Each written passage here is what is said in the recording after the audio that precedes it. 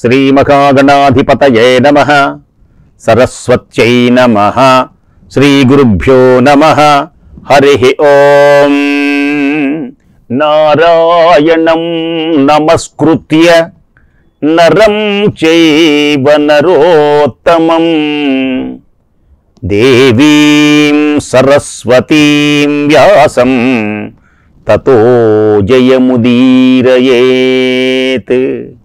వ్యాసం వసిష్ఠనప్తారం శక్తేః పౌత్రమకల్మషం పరాశరాత్మజం వందే సుఖతాతం తపోనిధిం. నరనారాయణులకు వేదవ్యాస మహర్షికి శతసహస్ర కోటి ప్రణామములు సమర్పిస్తూ సంజయుడు ధృతరాష్ట్రుని ఎంతో ఓదార్చాడు. ధృతరాష్ట్రుడు తన వంశమంతా నాశనమైపోయినందుకు విలవిలలాడిపోయినాడు, బాధపడ్డాడు. సంజయుడు ఓదార్చాడు. అనేకమైనటువంటి విశేషములన్నిటిని కూడా మొత్తం పూసగుట్టినట్టు ధృతరాష్ట్ర మహారాజుకు చెబితే దీన్ని మొత్తాన్ని కలిపి మహాభారతం అనేటువంటి పేరుతో వేదవ్యాసుల వారు లోకానికి అందించాడు. మహాభారతము అంటే 4 వేదముల యొక్క దివ్యమైనటువంటి సారాంశమే మహాభారతం. మరొక విశేషం, విలువలోనూ బరువులోనూ అధికమవటం వల్ల మహాభారతం. అంటే వేదములన్నీ ఒక త్రాసులో ఉంచి మహాభారతాన్ని గనక ఒక త్రాసులో ఉంచితే విలువలోనూ, విలువ అంటే మహాత్మ్యం, గొప్పతనం, ఈ రెండుంటే ఉంటే విలువ అన్నమాట. ఆ విలువలోనూ బరువులోనూ మహాభారతం గొప్పది గనక దీనికి మహాభారతం అని పేరు పెట్టారు. కాబట్టి ఉత్తమమైనటువంటి ఈ భారతాన్ని నిరంతరం పారాయణ చెయ్యాలి. కీర్తి కోసమో మరే కోసమో కాక జ్ఞానస్వరూపంతో ఈ అద్భుతమైనటువంటి మహాభారతాన్ని ఎవరైతే వింటారో వారి దోషములన్నీ తొలగిపోతాయి. అలాగే సూతుని శమునికాది ఋషీశ్వరుడు అడిగారు, సమంతక పంచకం, శమంతక పంచకం అని ఒకటి ఉన్నది కదా స్వామి, శమంతక పంచకం, దాని గురించి చెప్పండి. దాన్ని వినాలని కోరిక కలిగింది. ఉగ్రశ్రవుడు అంటున్నాడు. సూతుని పేరు ఉగ్రశ్రవుడు. ఓ ఋషీశ్వరులారా వినండి, శుభప్రదమైనటువంటి కథలు చెబుతాను వినండి. ఇందులో శమంతక పంచకం దీని గురించి చెప్తాను. ధనుర్ధారి అయినటువంటి పరశురాముడు త్రేతా ద్వాపర యుగముల యొక్క సంధికాలంలో కోపంతో చాలాసార్లు రాక్షసుల యొక్క సముదాయాన్ని మొత్తాన్ని సంహరించాడు. అగ్నిజ్వాలలా ప్రజ్వలించేటువంటి తన పరాక్రమంతో రాజులందరినీ కూడా చంపి పరశురాముడు 5 రక్తపు మడుగులను ఏర్పరిచాడు. ఆ 5 రక్తపు మడుగులనే నేడు శమంతక పంచకం అంటాం. ఇప్పుడు రక్తం లేదు, ఆనాడు రక్తం ఉంది, ఎలా రక్తం మారిందో చెప్తాను. శమంతక పంచకం. క్రోధంతో ఆ పరశురాముడు ఆ 5 రక్తపు మడుగులలోని ఉన్నటువంటి రక్తాన్ని పితృదేవతలకు తర్పణం చేశాడు. రుచికాది మహర్షులు పితృదేవతలు ప్రత్యక్షమైనారు పరశురాముని దగ్గరికి. పరశురాముడు నమస్కరించాడు. పరశురామునితో, పరశురామా, నీ పితృభక్తికి పరాక్రమానికి మేము సంప్రీతులమయ్యాం. నీకు ఏ వరం కావాలో కోరుకో, నీకు శుభం కలిగితే ఆనందం కలుగుతుంది, నీకు శుభం కలుగుతుంది అని ఆ రుచికాది పితృదేవతలు ఎప్పుడైతే పలికారో పరశురాముడు ఆ పితృదేవతలందరినీ చూసి ప్రీతి కలిగి, స్వామి, మీరందరూ కూడా నిజముగా గనక సంప్రీతులై ఉంటే, నా మీద అనుగ్రహం కలిగితే, నేను క్రోధంతో రాజులందరినీ చంపాను కదా, ఆ పాపము నుండి నన్ను విముక్తి చెయ్యండి. ఇంకొకటి అడిగాడు మళ్ళీ, ఇదే నేను కోరుకునేటువంటి వరం. ఇంకొక విశేషం ఏమిటి అంటే, ఈ మడుగులన్నీ రక్తంతో నిండి ఉన్నాయి. ఇవన్నీ చక్కని తీర్థములా మంచి నీళ్లుగా మార్చండి, శుభప్రదమైనటువంటివిగా మార్చండి. ఈ మడుగులలో స్నానం చేస్తేనే చాలు, పుణ్యం కలుగుతుంది. అలాంటి వరాన్ని ఇవ్వండి.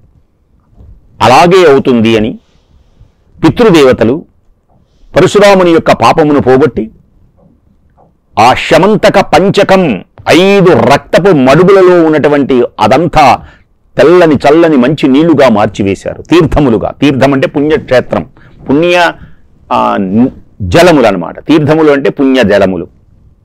క్షత్రియ సముదాయాన్ని శవించు అని,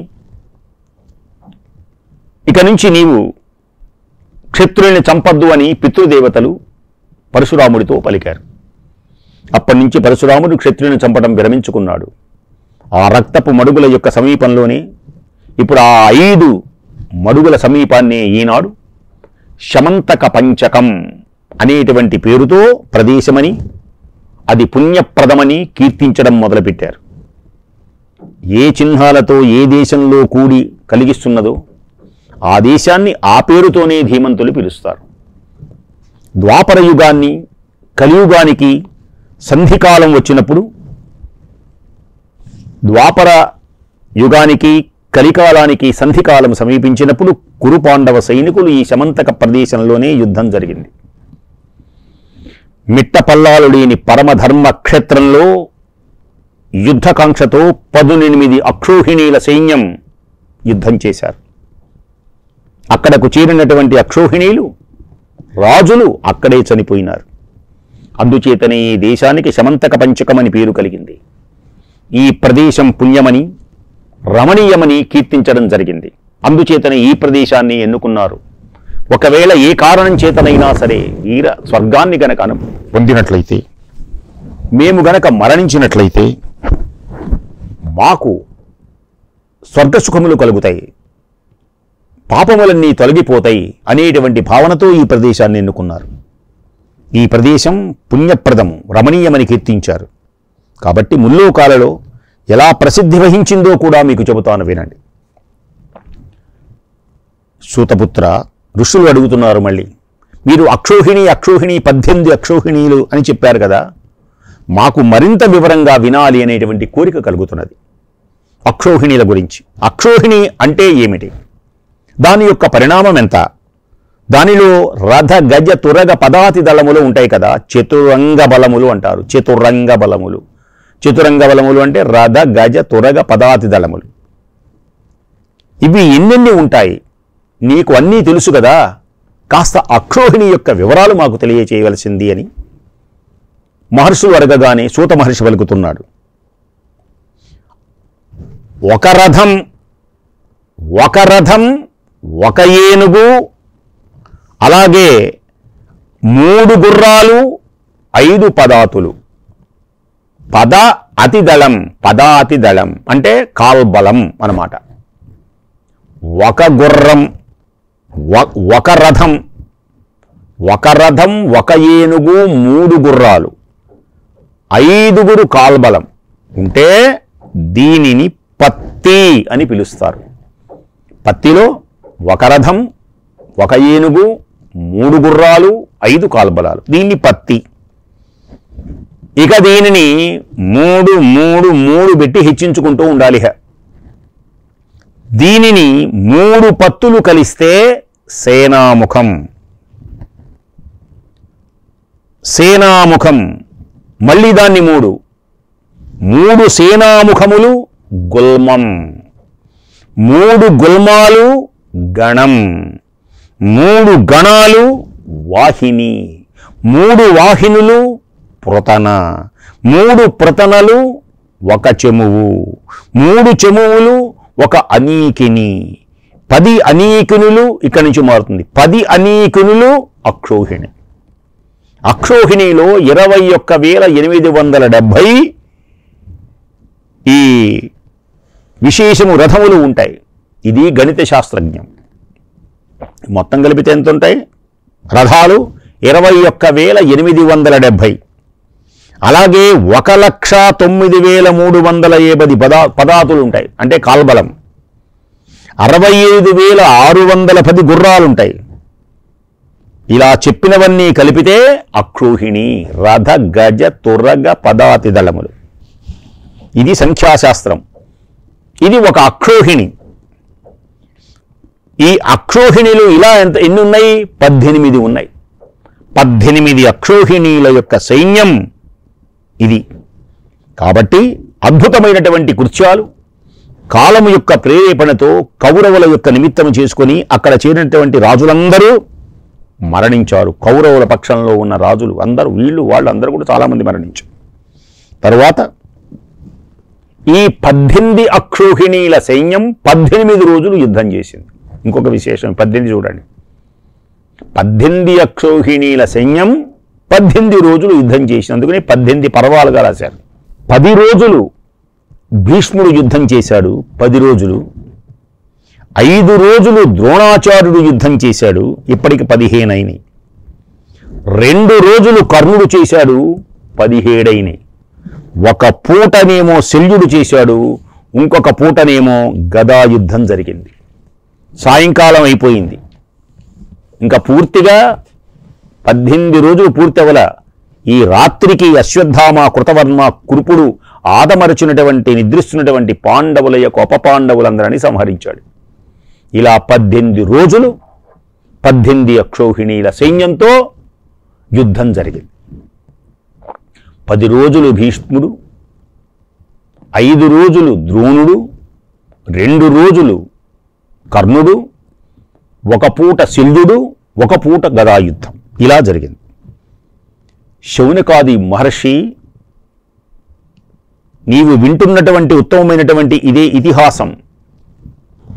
శౌనకాది ఋషీశ్వరులు అడుగుతూ వింటున్నారు. ఇదే మహాభారతం అంటే. మహాభారత కథ అంటే ఇదే. జనమేజయుని సర్పయాగంలో వ్యాస శిష్యుడైనటువంటి వైశంపాయనుడు చెప్పినటువంటి కథ కూడా ఇదే. అసలు ఈ మహాభారతం ఎలా ప్రారంభమైంది అంటే వైశంపాయనుడు జనమేజయ మహారాజుకు చెప్పాడు మహాభారతాన్ని. లవకుశుల ద్వారా రామాయణం, సుఖయోగేంద్రుల ద్వారా పరీక్షిన్ మహారాజుకు చెప్పడం వలన అలాగే మహాభాగవతం ఇలా వ్యాప్తి చెందింది. పుణ్య విశేషంతో అద్భుతమైనటువంటి లీలలతో వ్యాప్తి చెందింది. ఇది కూడా జనమేజయునకు వైశంపాయనుడు అని పేరు కలిగినటువంటి మహర్షి తెలియజేశాడు. ఇందులో రాజులందరి యొక్క పరాక్రమాలు, కీర్తులు వర్ణింపబడతాయి. ఇందులో పౌలోమ పర్వం, ఆస్తిక పర్వం చెప్పబడి ఉంటుంది. వారిని గనక స్మరిస్తాను. ఈ పౌలోమ పర్వం, ఆస్తిక పర్వాన్ని గనక విన్నట్టయితే మోక్షం కలుగుతుంది. మోక్షం పొందాలి, వైరాగ్యమును పొందాలి అని కోరుకునేటువంటి వ్యక్తులందరూ, ప్రాజ్ఞులు, మానవులు ఈ మహాభారతాన్ని పొందాలి, చదవాలి. ఎందుకంటే ఇది విచిత్రమైనటువంటి అర్థాలతో, అనేకమైనటువంటి సిద్ధాంతాలతో, ఆచరణతో కూడి ఉన్నటువంటి ఘట్టం. ఇది మామూలు వ్యవహారం కాదు. అత్యద్భుతమైనటువంటిది, తెలుసుకోదగినటువంటి వాటిలో ప్రధానమైనటువంటిది. అంతేకాదు, ఇంకొక విశేషం ఏమిటి అంటే తెలుసుకొనవలసినటువంటి దానిలో ప్రధానమైనటువంటిది ఆత్మ. ప్రియమైనటువంటి వాటిలో ప్రధానమైనటువంటిది జీవితం. ఇష్టంగా ఉండేది జీవితం, తెలుసుకోవలసింది ఆత్మ. ఇక 2 తేడాలు ఉన్నాయి ఇక్కడ. మనకు శరీరం మీద ఈ శరీరమును అంటిపెట్టుకున్నటువంటి ఈ స్థూలమైనటువంటి ఈ ఆస్తులు ఇవన్నీ ఉన్నవే, కనపడుతున్నటువంటి దృశ్యం, వీటి మీద ప్రియం ఎక్కువ. అసలు తెలుసుకొనవలసింది ఏది అంటే ఆత్మతత్వమే తెలుసుకోవాలి. ప్రియమైనటువంటి వాటిలో ప్రధానమైనటువంటిది జీవితం. అలాగే అన్ని విజ్ఞానాలలో ఇతిహాసం ప్రధానం. తెలుసుకొనవలసింది ఆత్మ అయితే, ప్రియమైనటువంటిది జీవితమైతే, విజ్ఞాన సర్వస్వం మొత్తం ఇతిహాసం. ఇదే శ్రేష్టం. ఆహారం విడిచిపెడితే శరీరం ధరించడం కష్టం, సాధ్యం కాదు. అలాగే భారతాన్ని కనుక విడిచిపెడితే ఏ కథ భూమి మీద నిలవదు. ఏదో ఒక కథ ప్రపంచంలో ఉన్నటువంటి సర్వమైనటువంటి ఏ కథ రాణించినా అది మహాభారతంలోనే అనుసంధానమయ్యే ఉంటుంది. లేకపోతే అది భూమి మీద ఉండనే ఉండదు. అనగా అన్ని కథల నిర్మాణానికి భారతమే మూలం. అన్ని కథలు, ఏ కథలు రాసినా భారతమే మూలం. అభ్యుదయాన్ని కాంక్షించేవాళ్ళు, అభ్యుదయ కవులు ఉంటారు. భారతంలో ఉంది. విప్లవ కవులు, తిరుగుబాటు కవులు, సనాతన కవులు, భావ కవులు, ఎంతమంది కవులు, వీళ్ళందరికీ భారతమే ఆధారభూతమైంది.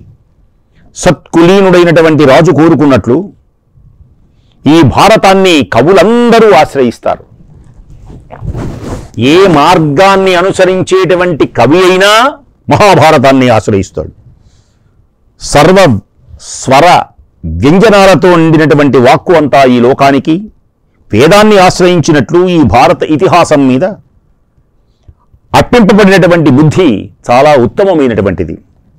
భారత ఇతిహాస జ్ఞానంలో పరిపూర్ణమైనటువంటిది మహాభారతం. మహాభారతంలో విచిత్ర పదాలతో, అర్థాలతో, న్యాయాలతో, వేదార్థాలతో కూడినటువంటిది. వీటి యొక్క పర్వ సంగ్రహం నీకు చెబుతాను విను. తర్వాత భారత వివరణ, అసలు ఏ ఏ పర్వంలో ఏమున్నదో నీకు చెబుతాను వినండి మహర్షులారా. తర్వాత వివరంగా చెబుతాను. మొదటి పర్వానుక్రమణిక, రెండవది పర్వ సంగ్రహణం, పౌష్య పర్వం మూడవది, తరువాతిది వరుసగా పౌలోమ పర్వం, ఆస్తిక పర్వం, అలాగే అంశావతార పర్వం, సంభవ పర్వం. ఈ సంభవ పర్వం చాలా అద్భుతంగా ఉండి వడలను అలా పులకరింపజేస్తుంది. తరువాతిది లాక్షాగృహ పర్వం, పరమ పావనమైనటువంటిది విశేషంతో. హైడింబ పర్వం, బక పర్వం, చైత్రరథ పర్వం, పాంచాలి స్వయంవర పర్వం, వైవాహిక పర్వం, విదురాగమ రాజలంభన పర్వం, అర్జున వనవాసం, సుభద్రా పరిణయం, తరువాత హరణహారిక, పైనిఖాండవ దహనం, మయదర్శనం, తరువాత ఇలాగా ఉంటాయి. ఇది మొత్తం ఆది పర్వంలో నిక్షిప్తము చేయబడి ఉంటుంది. ఇక సభాపర్వంలో ఏమన్నదో చెబుతాను వినండి. సభాపర్వం దీన్ని మంత్రపర్వం అంటారు. ఇందులో సభాక్రియ పర్వం, లోకపాలన పర్వం, సభ, రాజసూయ ఇవన్నీ కూడా దీనిలోనే ఉంటాయి. జరాసంధవధ పర్వం దీనిలో ఉంటాయి. సభాపర్వంలో అంతర్పర్వాలన్నమాట, కథ. లోకపాలక సభాఖ్యాన పర్వం, అలాగే జరాసంధ పర్వం, దిగ్విజయ పర్వం, తరువాతి రాజసూయ పర్వం, తరువాతి అర్ఘాభి పర్వం, శిశుపాల వధ, ద్యూత పర్వం, అనుద్యూత పర్వం. ఇలా మళ్ళీ దీనిలో అనేక ఉపపర్వాలు. సభాపర్వంలో ఆరణ్య పర్వం, దీనిలో మళ్ళీ ఉపపర్వాలు ఉన్నాయి. దీన్ని వనపర్వం అని కూడా అంటారు. దీనిలో ఈ వనపర్వంలో, ఆరణ్య పర్వంలో, ఇప్పుడు సభాపర్వమైనాక అరణ్య పర్వం. ఈ అరణ్య పర్వం 10 ఉపపర్వాలు ఉంటాయి. అరణ్య పర్వం, వనపర్వం. ఇలాగా మొదటిది అరణ్య పర్వం, కిమ్మీర పర్వం, అర్జునాభి పర్వం, ఈశ్వరార్జున పర్వం, కైరాత పర్వం. దీనిలో ఇవన్నీ కూడా అరణ్య పర్వమునకు సంబంధించినటువంటి విశేషములు. అలాగే నలోపాఖ్యానం, ఇది చాలా ధర్మపోధకమైనటువంటి విశేషంతో ఉంటుంది. కరుణరస స్ఫోరకమై ఉంటుంది. బుద్ధిమంతుడైనటువంటి ధర్మరాజు చేసేటువంటి తీర్థయాత్రా పర్వం, జటాసురవధ పర్వం, యక్ష యుద్ధ పర్వం, నివాత కవచ పర్వం, అజగర పర్వం, మార్కండేయ సమస్యా పర్వం, ద్రౌపదీ సత్యభామా పర్వం, ఘోషయాత్ర, మృగ స్వప్నోద్భవ పర్వం, వ్రీహి ద్రౌణికాఖ్య పర్వం, ద్రౌపదీహరణ పర్వం, జయద్రథ విమోక్షణ పర్వం, రామోపాఖ్యానం, పతివ్రతా మాహాత్మ్యం. ఇందులో సావిత్రి కథ ఉంటుంది. దీనిలో ఈ పరమ పావనమైనటువంటి ఆరణ్య పర్వంలో కుండలాహ పర్వం, పతివ్రతా మాహాత్మ్యాలు, కుండల అపహరణ పర్వం, 20 తరువాతది. అలాగే వనపర్వంలో కూడా అనేకమైనటువంటి విశేషములతో కూడి ఉంటుంది ఇదంతా. ఇక తరువాతది విరాట పర్వం. దీనిలో 5 ఉపపర్వాలుంటాయి. పాండవ ప్రవేశ పర్వం, సమయపాలన పర్వం, కీచకవధ పర్వం, గోగ్రహణ పర్వం, వైవాహిక పర్వం. అంతే, ఉత్తరాభిమన్యుల యొక్క వివాహం కూడా ఈ విరాట పర్వంలోనే మనకుంటుంది. తరువాతి పర్వం అద్భుతమైనటువంటిది ఉద్యోగ పర్వం. అబ్బో, ఇది చాలా గొప్పది. అసలు భారతానికి ఆయువు పట్టు ఉద్యోగ పర్వం. దీనిలో 10 ఉపపర్వాలుంటాయి. సేనోద్యోగ పర్వం, సంజయయాన పర్వం, అలాగే ప్రజాగర పర్వం, ధృతరాష్ట్రుని ఆవేదన మనకు దీంట్లో కనబడుతుంది. సనత్ సుజాత పర్వం, రహస్యమైనటువంటి ఆధ్యాత్మిక వేదాంత రహస్యాలు దీనిలో మనకు గోచరమవుతాయి. తరువాతిది యానసంధి పర్వం, భగవద్ధ్యాన పర్వం.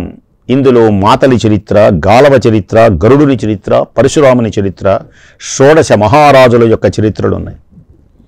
కృష్ణుని యొక్క సభాప్రవేశం, ఇక్కడే కృష్ణ రాయబారం అంటారు. విదుర వృత్తాంతం, సైన్యం 2 పక్షాలు చేరటం, విశ్వోపాఖ్యానం భగవద్ధ్యాన పర్వంలో. ఇంతలోనే కర్ణుడితో జరిగినటువంటి వివాద పర్వం, కృష్ణుడు కర్ణ సంవాదం. ఇలా సైన్య నిర్యాణ పర్వం, అమర్షణం కలిగించేటువంటి ఉలూక దూతాగమనం. తరువాతిది రథాతిరథ సంఖ్యాపర్వం, చివరిది అంబరీషోపాఖ్యాన పర్వం. ఇలా మనకు ఈ ఉద్యోగ పర్వం తెలుస్తుంది. అంటే ఒక్కొక్క పర్వంలో ఏమున్నాయో తెలియచేస్తున్నాడు సూత మహర్షి. ఇక మరొక పర్వం భీష్మ పర్వం. భీష్ముడు సర్వసైన్యాధ్యక్షుడుగా ఉంటాడు. ఇందులో 4 ఉపపర్వాలుంటాయి. జంబూఖండ వినిర్మాణ పర్వం, అలాగే భూమి పర్వం, అలాగే భగవద్గీత పర్వం. దీనిలో ఈ పర్వంలోనే భగవద్గీత, భీష్మ వధ పర్వం ఇలా ఉంటాయి దీనిలో. ఇక పరమ పావనమైనటువంటి విశేషములలో ద్రోణ పర్వం, దీనిలో 8 ఉపపర్వాలుంటాయి. ద్రోణాభిషేచన పర్వం, సంశప్తక వధ, అభిమన్యుని యొక్క వధ. ప్రతిజ్ఞాపర్వం, జయద్రథవర పర్వం, ఘటోద్గజ వధ దీనిలోనే ఉంటుంది. ద్రోణవధ పర్వం, శరీరాన్ని గగుర్పాటు పడుస్తూ ఉంటాయి వీరుల యొక్క గాథలు వింటూ ఉంటే. అలాగే నారాయణాస్త్ర మోక్ష పర్వం.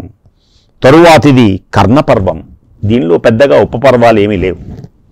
తరువాతిది శల్యపర్వం, ఇందులో 3 ఉపపర్వాలుంటాయి. శల్యపర్వం, రథప్రవేశం, గదాపర్వం. సారస్వత పర్వంలో తీర్థాలు, వంశాలు కీర్తింపబడి ఉంటాయి దీనిలో. తరువాతి భీభత్సాన్ని సృష్టించేటువంటి భయంకరమైనటువంటిది సౌప్తిక పర్వం. ఇందులో సౌప్తిక పర్వం, రెండవది ఐషిక పర్వం, 2 ఉపపర్వాలు. తరువాతిది స్త్రీ పర్వం, 3 ఉపపర్వాలు. జలప్రమాద పర్వం, స్త్రీ విలాప పర్వం, వీళ్ళందరూ కూడా బాధపడుతూ ఉండడం, అందరూ మరణిస్తే. శ్రాద్ధ పర్వం, ఇందులో కురువంశస్థులకు పారలౌకికమైనటువంటి క్రియలు నిర్వహింపబడినవి. తరువాత చార్వాకుడు అనేటువంటి రాక్షసుడు బ్రాహ్మణ రూపంలో రావడం, తర్వాత ధర్మరాజు యొక్క పట్టాభిషేకం, గృహాదులు సోదరులకు విభజించడం ఇలా ఉంటాయి. ఇదంతా శాంతి పర్వంలో అద్భుతమైనటువంటి ధర్మానుశాసనంలో ఉంటుంది. శాంతి పర్వం, ఆపద్ధర్మాలు కూడా శాంతి పర్వంలో ఉంటాయి. రెండవదైనటువంటి ధర్మం ఆపద్ధర్మం శాంతి పర్వంలో చక్కగా చెప్పబడి ఉంటుంది. మూడవది మోక్షధర్మ పథం కూడా ఉంటుంది. ధర్మం, ఆపద్ధర్మం, మోక్షానికి ఎలా పొందుతాడో శాంతి పర్వంలో ఉంటుంది. శుక ప్రశ్నాభిగమనం, బ్రహ్మ ప్రశ్నాభిశాసనం, దూర్వాసుని యొక్క ప్రాభవం, మాయా సంవాదం దీనిలో మనకు గోచరమవుతాయి. ఇక తరువాతిది ఆనుశాసనిక పర్వం. దీనిలో 2 ఉపపర్వాలు ఉంటాయి. దానధర్మ పర్వం, భీష్ముని యొక్క స్వర్గారోహణ పర్వం. ఇక మరొకటి అశ్వమేధ పర్వం. ఇన్ని పర్వములతో చక్కగా వివరిస్తూ సూత మహర్షి శౌనకాది ఋషీశ్వరులకు చక్కగా వివరించి అద్భుతమైనటువంటి సంక్షిప్త విశేషములు మరల రేపు చక్కగా విందాం. స్వస్తి.